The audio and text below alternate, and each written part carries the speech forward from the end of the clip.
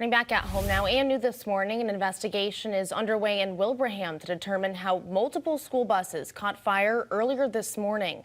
Take a look at this video. This is how the scene looked when first responders arrived at the Lower Pioneer Valley Educational Collaborative Garage in Wilbraham.